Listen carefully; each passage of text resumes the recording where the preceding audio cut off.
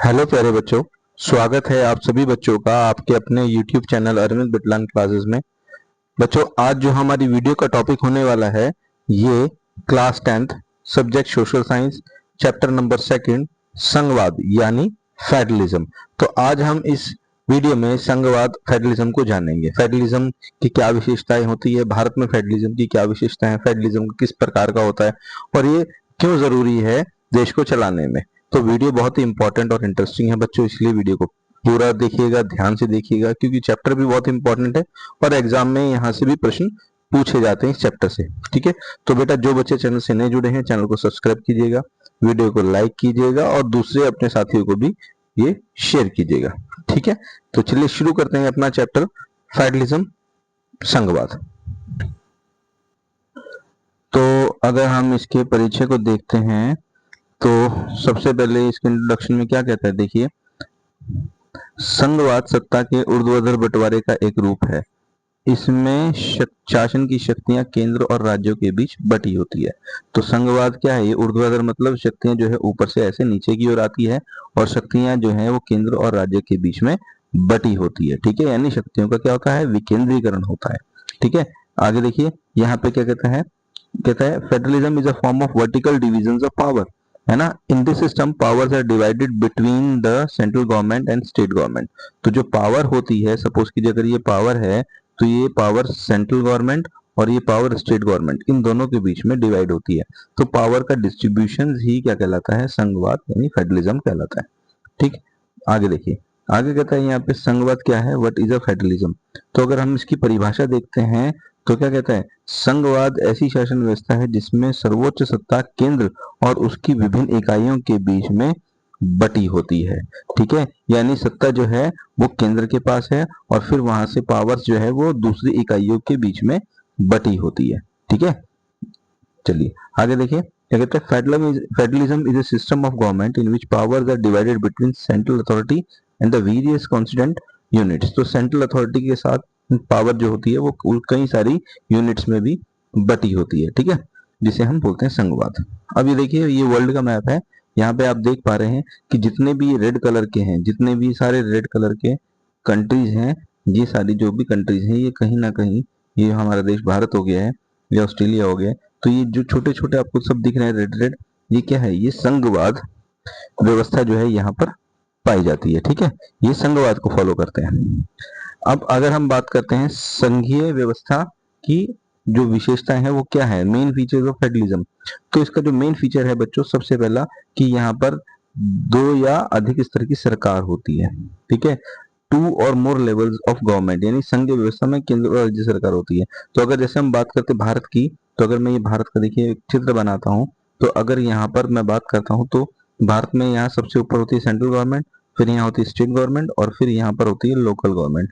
ठीक है, तो यहाँ पर क्या है, पावर्स का डिस्ट्रीब्यूशन है, पावर सेंट्रल गवर्नमेंट के पास भी है, पावर स्टेट गवर्नमेंट के पास भी है और पावर लोकल गवर्नमेंट के पास भी है। तो लोकल गवर्नमेंट की अगर मैं बात करता हूँ, लोकल गवर्नमेंट में क्या आती है, पंचायत, पंचायत प्लस में नगर निगम। ठीक है, नगर निगम, तो ये लोकल गवर्नमेंट होती है। ठीक है, तो इस तरीके से दो या दो से अधिक स्तर की सरकार जो है ये संघीय व्यवस्था की एक विशेषता होती है। देखिए यहाँ पे बताया भी गया है, फेडरल सिस्टम में सेंट्रल एंड स्टेट गवर्नमेंट। आगे है सेकंड पॉइंट, अधिकारों का संवैधानिक बंटवारा होता है, the constitutional division of power. संविधान में प्रत्येक स्तर की सरकार के अधिकार स्पष्ट रूप से लिखे होते हैं। ठीक है, अगर वो सेंट्रल गवर्नमेंट है या वो स्टेट गवर्नमेंट है तो उनके पावर्स, उनके जो राइट्स होते हैं वो संविधान के अंदर लिखे होते हैं, मेंशन होते हैं, जिससे कि उनको पावर्स का बंटवारा होता है। ठीक है, ये देखिए यहाँ पे लिखा हुआ है, the constitution clearly specifies the powers of the each levels of government. यानी चाहे किसी स्तर की सरकार हो, कॉन्स्टिट्यूशन में हर एक लेवल की जो गवर्नमेंट के पावर्स को बताया गया है। ठीक है, आगे देखिए, संविधान की सर्वोच्चता यानी सुपरमेसी ऑफ कॉन्स्टिट्यूशन, कोई भी सरकार अकेले संविधान में बदलाव नहीं कर सकती, ये भी एक संघवाद की विशेषता है। No government can change the constitution of its own. Next आगे, स्वतंत्र न्यायपालिका यानी इंडिपेंडेंट जुडिशरी। न्यायपालिका संविधान की रक्षा करती है और विवाद को सुलझाती है। तो अगर हम बोले कि संविधान का रक्षक कौन है तो वो होती है हमारी न्यायपालिका, और किसी तरह का विवाद अगर सेंट्रल गवर्नमेंट या स्टेट गवर्नमेंट में हो जाता है तो उस विवाद को भी ये न्यायपालिका सॉर्ट आउट करती है। ठीक, आगे देखिए 5th पॉइंट, वित्तीय स्वायत्तता यानी फाइनेंशियल ऑटोनॉमी। हर स्तर की सरकार के पास अपने राजस्व के स्रोत होते हैं, चाहे सेंट्रल गवर्नमेंट हो, स्टेट गवर्नमेंट हो या लोकल गवर्नमेंट हो, हर स्तर की सरकार के अपने अपने राजस्व के स्रोत होते हैं। ठीक है कहता है each level of government has its own source of revenue. ठीक, आगे देखिए कहता है दोहरे उद्देश्य ड्यूअल ऑब्जेक्ट, देश की एकता बनाए रखना और विविधता का सम्मान करना। तो कहीं ना कहीं ये भी संघवाद की एक विशेषता है कि जो हमारे देश में जितने भी विविधता है उसका सम्मान करना और देश की एकता को बनाए रखना। ठीक है, to safeguard national unity and accommodate diversity. तो अब यहाँ पर देखिए आगे आता है भारत में संघीय व्यवस्था यानी फेडरलिज्म इन इंडिया, यानी भारतीय संघीय व्यवस्था की क्या विशेषता है। तो जो भारत में संघ जो व्यवस्था है उसकी क्या, फेडरलिज्म की क्या विशेषता है। तो देखिए जैसे पहले इसमें बोला गया भारत राज्यों का संघ है, तो हमारे संविधान का अनुच्छेद आर्टिकल जो 1 है वो ये बताता है कि भारत जो है वो राज्यों का संघ है। India is A union of states, Bharat में केंद्र और राज्य सरकार मिलकर शासन चलाती है, यानी सेंट्रल में अगर होगी तो केंद्र सरकार और अगर स्टेट में होगी तो वो राज्य सरकार, ये दोनों ही मिलकर पावर का इस्तेमाल करते हैं और देश शासन को चलाते हैं। In India the central and state government jointly govern the country, मतलब भारत में अगर हम भारत की बात करते हैं तो सेंट्रल और स्टेट गवर्नमेंट जो है ये मिलकर देश को चलाते हैं। आगे नेक्स्ट देखिए शक्तियों का बंटवारा है ना, डिस्ट्रीब्यूशन ऑफ पावर। तो हमारे संविधान की जो 7वीं अनुसूची है, संविधान की जो 7वीं अनुसूची है, ये 7वीं अनुसूची जो है हमारे संविधान की, इसमें डिस्ट्रीब्यूशन ऑफ पावर की बात की गई है। ठीक है, यानी पावर्स को किस तरीके से डिवाइड किया गया।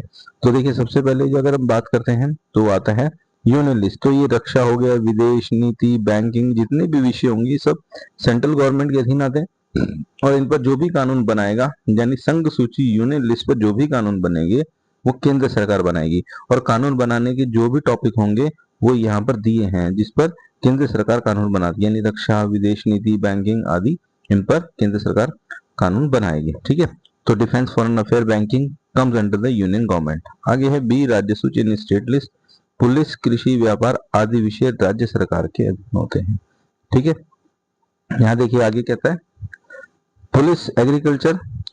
ठीक है, police, agriculture and trade are the under state government. ठीक है, स्टेट गवर्नमेंट के अंडर होते हैं। तो देखिए जैसे यहाँ पर आपको पता है यहाँ कोई भी कानून अगर इस सूची से बनेगा तो वो कौन बनाएगा, वो सेंट्रल गवर्नमेंट बनाएगी। ठीक, तो यहाँ राज्य सूची से जो भी कानून बनेगा, इन टॉपिक पे कानून कोई भी बनता है तो वहां पर स्टेट गवर्नमेंट कानून बनाती है।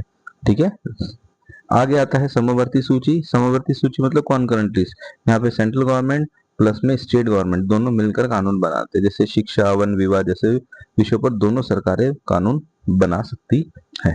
ठीक है, both government can make law of education, forest and marriage. आगे है अविष्य शक्ति, रिजर्व सब्जेक्ट्स, जो विषय किसी सूची में नहीं आते हुए केंद्र सरकार के अधिकार में आ जाते। मतलब ऐसे बहुत से विषय हैं जो ना तो केंद्र सूची में है, जो ना राज्य सूची में, ना ही समवर्ती सूची में। ऐसे विषय पर कानून बनाने की पावर केंद्र सरकार के पास होती है। ठीक है, subjects not mention in any belongs to central government. आगे देखिए संघ व्यवस्था कैसे चलती है, तो किस तरीके से चलती है। देखिए यहाँ पे एक बहुत बड़ा मैप है।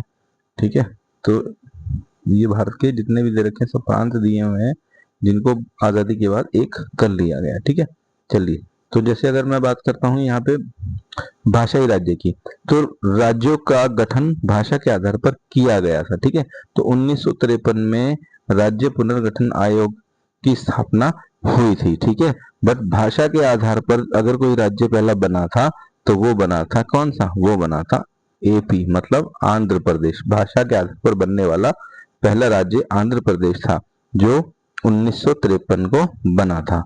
ठीक है, समझ में आई बच्चों। चलिए आगे चलते हैं। आगे कहता है नेक्स्ट कहता है states were recognised on the basis of language, है ना।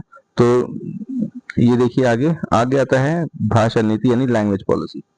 कहता है हिंदी राजभाषा है लेकिन अन्य भाषाओं को भी मान्यता दी गई है।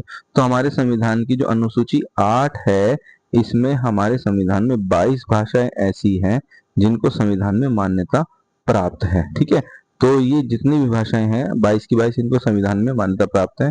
और हमारे संविधान का अनुच्छेद आर्टिकल 343 जो है वो ये बोलता है कि हिंदी जो है ये हमारी एक ऑफिशियल लैंग्वेज, राज्य भाषा है।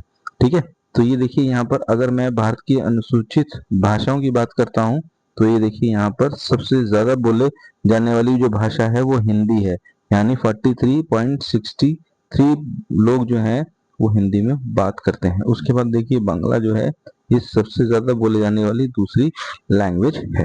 ठीक है, तो 22 भाषाएं हैं जो हमारे संविधान के 8वें अनुसूची में है, जो मान्यता प्राप्त है। ठीक है बच्चों, चलिए आगे देखते हैं नेक्स्ट। तो यहाँ देखिए, यहाँ लिखा भी हुआ है तीसरे में, केंद्र राज्य संबंध मतलब सेंट्रल स्टेट रिलेशनशिप। भारत के समय के साथ केंद्र और राज्यों के संबंध भी सहयोगपूर्ण हो गए। ठीक है, तो यहाँ देखिए relations between central and states have become more cooperative over time.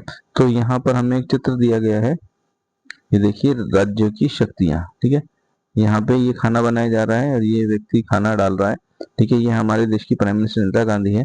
तो जितने भी आप देख रहे हैं सब जो लाइन में खड़े हैं राज्य हैं। तो सेंट्रल जो है वो कहीं ना कहीं यहाँ पर दिखाने की कोशिश की गई कि राज्य के कटोरे में कुछ ना कुछ जो है शक्तियां वो दे रही है। ठीक है, तो इस तरीके से राज्यों के पास एक शक्तियां थी जिनको सेंट्रल गवर्नमेंट के माध्यम से दिया जाता था। ठीक है, अब ये देखिए अगला आ जाता है गठबंधन की सरकार, है ना, कॉलिशन ऑफ गवर्नमेंट। तो जब कोई राजनीतिक दल मिलकर सरकार बनाते हैं तो उसे गठबंधन सरकार कहते हैं। तो राजनीतिक दलों ने मिलकर एक क्या बना दी, एक गठबंधन की सरकार बनाई, तो वो गठबंधन की सरकार कहलाई। ठीक है, ये गठबंधन की सरकार तब बनती है जब किसी भी पार्टी को स्पष्ट बहुमत नहीं मिलता। तो इसमें दो या दो से अधिक पार्टियां आपस में मिलकर अपने गठबंधन बना लेती हैं और वो बहुमत हासिल कर लेती है। उसके बाद जो सरकार बनती है वो गठबंधन की सरकार कहलाती है। ठीक है, तो यहाँ देखिए ये गठबंधन की सरकार है। ठीक है, यहाँ पर देखिए एक नेता है जो प्राइम मिनिस्टर बने हुए हैं, इनके ये देखिए आप जो देख रही हैं फोटो में, ये सब इनकी सपोर्ट में है। ठीक है, तो ये गठबंधन की सरकार होती है। चलिए यहाँ देखिए क्या कहता है, when the several political parties come together to form of government it is called the coalition of government, है ना, गठबंधन की सरकार बोलते हैं। कोलिशन मतलब गठबंधन की सरकार। ठीक है बच्चों, चलिए चलते हैं आगे। आगे बताया गया है हमें भारत में विकेंद्रीकरण मतलब डिसेंट्रलाइजेशन इन इंडिया। ठीक है, तो इसमें देखिए क्या कहता है, विकेंद्रीकरण का अर्थ क्या है, मीनिंग ऑफ डिसेंट्रलाइजेशन। तो जब केंद्र और राज्य सरकार अपनी कुछ शक्तियां स्थानीय सरकार को देती है तो उसे विकेंद्रीकरण कहते हैं। यानी केंद्र सरकार और राज्य सरकारें अपनी कुछ शक्तियां जो स्थानीय सरकारों को दे देती है, लोकल गवर्नमेंट को दे देती है, तो उसे क्या कहते हैं, विकेंद्रीकरण कहते हैं ना। देखिए क्या कहता है, when the central and state government transfer power to the local government is called decentralisation. ठीक है, तो देखिए यहाँ अगर हम लोकल गवर्नमेंट की बात करते हैं यानी स्थानीय स्वशासन यानी लोकल सेल्फ गवर्नमेंट की बात करते हैं, तो सबसे पहले जो है वो ग्राम स्तर पर पंचायत होती है। गांव में पंचायत स्थानीय शासन चलाती है ना, विलेज पंचायत गांव द रूरल एरिया। तो गांव में ये पंचायत जो है ये एक लोकल गवर्नमेंट का ही पार्ट होती है। ठीक है, आगे देखिए, आगे कहते हैं शहरी स्तर पर नगर पालिकाएं होती है यानी अर्बन लेवल म्यूनसिपालिटीज होती हैं, ये भी कहीं ना कहीं लोकल गवर्नमेंट का ही पार्ट होती है। ठीक है, तो अब यहाँ देखो शहरों में नगर पालिका स्थानीय प्रशासन को संभालती है और municipalities manage the urban administration. ठीक है, अब यहाँ पे देखिए आगे कहता है 1992 में एक संवैधानिक संशोधन होता है जिसे हम कॉन्स्टिट्यूशनल अमेंडमेंट कहते हैं। ठीक है, ये क्या होता है, इसमें 73rd और 74th है ना, 73rd और 74th अमेंडमेंट होते हैं कब, 1992 में दोनों। ठीक है, तो जो 73rd होता है इसमें पंचायतों को संवैधानिक दर्जा मिल जाता है। ठीक है, यानी 73rd जो कॉन्स्टिट्यूशन अमेंडमेंट हुआ था 1992 में, इसमें पंचायतों को, ठीक है, किनको, पंचायतों को, ग्राम पंचायतों को संवैधानिक दर्जा मिल गया था। ठीक है, और 74 जो हुआ था अमेंडमेंट 1992 में, इसमें किसको, इसमें जो शहरों में नगर पालिकाएं होती हैं और नगर निगम होते हैं उनको इसमें क्या मिल जाता है, इसके अंदर संवैधानिक दर्जा मिल जाता है। ठीक है, चलिए अब यहाँ पर यही बताया गया है। तो इसमें देखिए क्या क्या इसके प्रावधान थे, नियमित चुनाव अनिवार्य किए गए, regular elections were made compulsory, महिलाएं SC ST के लिए आरक्षण किया गया, reservation was provide for women SC and ST, है ना। नेक्स्ट देखिए, राज्य पुनर्गठन आयोग का गठन किया गया, मतलब स्टेट सिलेक्शन कमीशन वर क्रिएटेड, यानी कि जब भी पंचायत के या नगर निगम के इसके नगर निगम के चुनाव हो तो उसे राज्य चुनाव आयोग कराएगा। इस राज्य चुनाव आयोग का भी गठन किया गया। ठीक है, चलिए आगे देखते हैं। अब यहाँ पर आते हैं हमारी महत्वपूर्ण शब्दावली, मतलब इंपॉर्टेंट कौन सी है। जैसे अगर हम संघवाद की बात करते हैं तो उसका इंग्लिश में फेडरलिज्म बोलते हैं। अगर हम विकेंद्रीकरण की बात करते हैं तो डिसेंट्रलाइजेशन बोलते हैं। संघ सूची यानी यूनियन लिस्ट, राज्य सूची यानी स्टेट लिस्ट। ठीक है, नेक्स्ट आगे देखिए, कहता है समवर्ती सूची यानी कॉन्करेंट लिस्ट, राजभाषा यानी ऑफिशियल लैंग्वेज। ठीक है, इसके बाद पंचायत, यहाँ पे देखिए क्या कहता है, पंचायत, पंचायत, नगर पालिका, गठबंधन सरकार यानी कोलिशन गवर्नमेंट, है ना। तो यहाँ पे देखिए, अब यहाँ पे कुछ प्रश्न जो है बच्चों दिए गए हैं, तो आप इन प्रश्नों को खुद से भी करने की कोशिश कीजिए कि संघवाद क्या है, संघवाद की विशेषता क्या है, राज्य सूची, संघ सूची और समवर्ती सूची में अंतर बताइए। ठीक है, तो संघ सूची में जो कानून बनेगा वो सेंट्रल गवर्नमेंट बनाएगी, राज्य सूची में जो कानून बनेगा वो स्टेट गवर्नमेंट बनाएगी, और समवर्ती सूची में जो भी कानून बनेगा ये दोनों मिलकर बनाएंगे। ठीक है, आगे विकेंद्रीकरण क्या होता है, डिसेंट्रलाइजेशन क्या है, पंचायत राज व्यवस्था क्या है, ये पंचायती सिस्टम क्या है। ठीक है, तो इसी के साथ ये वीडियो, ये कंटेंट हमारा खत्म होता है बच्चों, समाप्त होता है। उम्मीद करता हूँ आपको समझ में आया होगा। वीडियो कैसी लगी अपने कमेंट जरूर कीजिए बच्चों, और जो बच्चे चैनल से नहीं जुड़े हैं चैनल को सब्सक्राइब कीजिएगा, वीडियो को लाइक कीजिएगा और दूसरे साथियों को भी शेयर कीजिएगा, क्योंकि चैप्टर बहुत इंपॉर्टेंट है ना। तो इसी के साथ मिलेंगे फिर हम अपने नेक्स्ट वीडियो में, तब तक के लिए अपना ध्यान रखिए, अच्छे से पढ़ाई कीजिए। चलिए, थैंक यू वेरी मच।